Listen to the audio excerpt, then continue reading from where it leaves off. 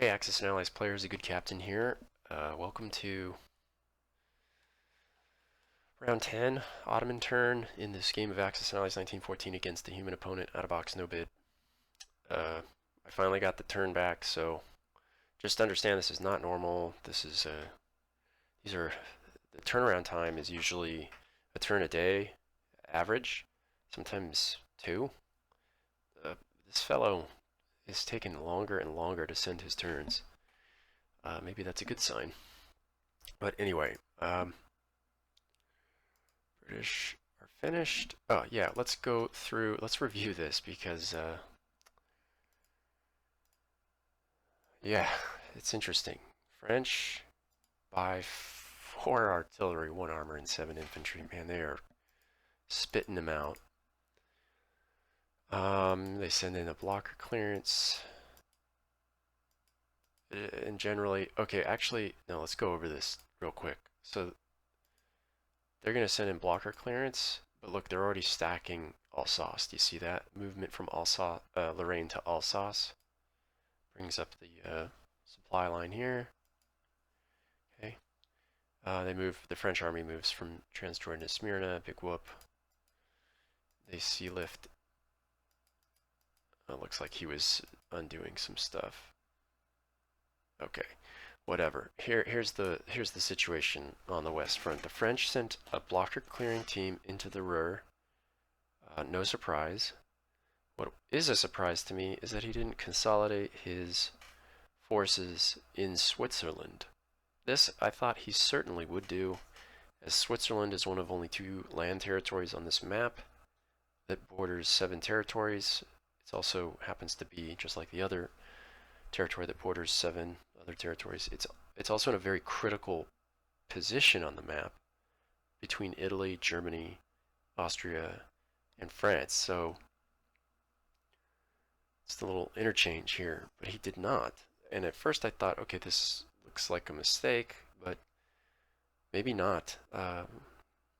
He he may not have occupied Switzerland, but it certainly looks like a dead zone, or at least it looks like it might be. We'll go through all of that on a future turn. So for the combat, he cleared the Ruhr for no loss and collects 44 IPCs. God, the Ruhr is killing me. I think I might just take a quick second and throw a few sentences at this. There's a phenomena that occurs when I'm especially with this game because it's taken so long, but I'm playing multiple games against multiple people at the same time, and this game is so slow that when I started this, it was I think my 6th or 7th game, and I've got now I think 14 completed games under my belt, and there are things in this game that I've done as the CP that I would never do again. One of them, just as an example, is handling and probably the biggest one, is how to handle the CP naval assets at the beginning. What you see or have seen done here, I doubt I will ever do again in a game of 1914. Insofar as I can tell, there's no useful use of the CP fleets in the mid to late game. You got to use them at the beginning, and you can do quite a bit, and then the value of those pieces diminishes almost instantly. So if you don't use them, you essentially lose them, and they become fleets in being, like this one here. Well, basically useless. So, and I could have my mind changed on that, but it appears to be so at this point in time. There's other little things that I notice in here too, but I don't want to take forever. So the British, they buy 2 artilleries, 8 infantry, a fighter, a tank. Okay, good, decent build for down here. I feel a little critical of his purchase strategy so far. I think it lacks armor, and I think it lacks air. The fact that the Ottomans have air superiority. I mean, I have, as the Ottomans, 11 artillery pieces right now, and it's about to be 12. And this is crazy. You don't want to go up against 12 fort defenders. You want air superiority, so why he's not spamming fighters, I don't know. Maybe I'll learn something. But anyway, so this is kind of interesting. Again, it kind of records what the person was doing. So I think he contemplated an attack on Ankara, but we dodged the bullet and he pulled back. He did move the Brit from Sevastopol into Tatarstan, and that's fine. He shuffles his forces around, but essentially leaves a blocker in Holland and stacks in Belgium. No combat. Places all his units in India except for these 4 up here in London to keep that shuck bus working.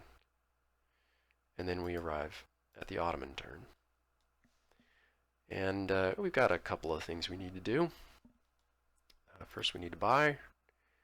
And I'm going to buy an artillery and 3 infantry. And that's not because I'm a person who likes to spend every IPC, but that's because I know that we are going to collect 12 this turn and then 9 for every turn after that until Constantinople falls or is contested.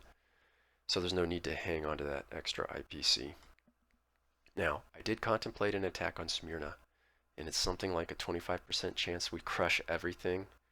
I decided against it because of the transport spam down here and the availability of American and French troops. These French troops in Piedmont can load up, at least 6 of them can, and hit Constantinople, and of course every American piece can load up and hit Constantinople as well. This would mean that 4, 5, 6, 7 transports, up to 7 transports would have to roll die to get hit by mines. Odds are 1 would blow up, maybe 2, but even 5 transports would overwhelm my meager purchase. And if I took anything out of the attack, it's just a lot of effort for demolishing a bowl of Fruit Loops. So those guys can chill where they are, and I'm going to pull back and leave 2 infantry in Ankara. And I'll leave, just say this, why did I leave 2 infantry in Ankara? There's a reason, and I think it's a good reason. So I'll just take a second. Why would anybody leave 2 Ottoman infantry in Ankara in this situation? Look at the British. Notice there's 2 armor, so there's 0 hits that are going to be scored by the Ottomans, even if I roll, 3 or less with each die. Why am I doing this? Congratulations to those who figured it out. It's to prevent the Italians from gaining 3 IPCs. There are 2 Italian infantry in the Syrian desert. Obviously, the blocker didn't work last time. We didn't even reduce their number by 1. And the Syrian desert is worth 1 IPC. That is a sad pill to swallow, but not very tough. Ankara is worth 3. Italy is next up on the chopping block for, and in my opinion, critical to an endgame strategy. At this point in time, that's how I feel anyway. To the CP, it's critical to ending the game. Flipping the mine in Rome is, I've noticed in my CP wins, it seems to be, and then in Marseille, then is necessary to control of the Mediterranean without a navy.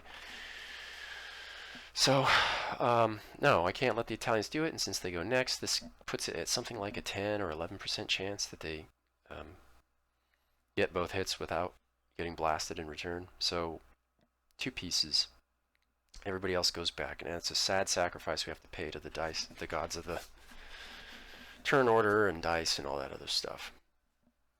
It's just unacceptable. The debate was whether I should leave 3, but I'll let it ride at 10%.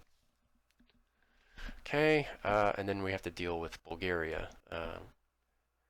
Yeah, the Italians picked up 3 IPCs. It's now a question of, do they lose this infantry without taking anything with them or not? And this is a kind of a curious little bit of, what is he willing to risk to come back in here? So initially I put, well, let's put 2 infantry and artillery in an air unit, but I don't want to lose this stuff to some bold maneuver by the French or the Americans who have plenty of transports and assets in the local area to deal a hit against whatever I put in there. So I think I decided on 4 infantry and 1 artillery. But now I'm, with such a large number of artillery, I was contemplating, and I might do this off screen right now, contemplating stacking a bunch of artillery here, and then, using the deterrent of the artillery shots prior to the amphibious assault as sort of a way for them to not come back. But I think 4-1 is, let's just keep it easy. Because what could he bring? The Americans would be able to bring 6 transports through and land. Yeah, I'm just gonna, yeah, and then, so if the Americans come through, they land, and then the Austro-Hungarians come to Romania. I just don't see them doing that. It's sort of a dead end. So, yeah, no air assets. That would just encourage them to attack us. I'm going to run the stats on this one more time. So it's 4-1 to 1. 90. 90? Oh, 93. Okay, that's... Why mess with it? Let's put in 2 more infantry. Because of the Americans, 5, 6, 7, 8, yeah, they'll get blown apart if they do an amphib op. So it's only going to be this weak little windmill attack, which would be annihilated each wave. Americans would be annihilated. I got 22 pieces plus air. Yeah, annihilated, annihilated. Yeah, they're still not going to attack. So what is 6-1 to 1? 96. Yeah, that's better. Let's do that.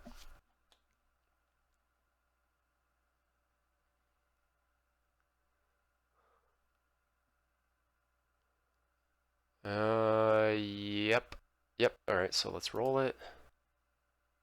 Yes, and he missed. Okay.